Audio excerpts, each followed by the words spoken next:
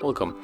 In this video I'm going to show you how you can record slow motion in your ZTE Axon 11 5G.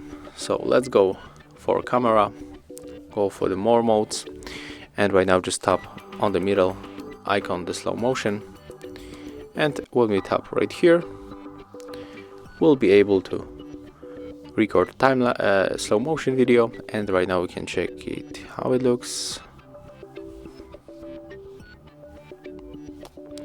As you can see, when I place the hand at the camera, it detects the move and just slow the video automatically. So that's how it looks. Thank you guys for watching.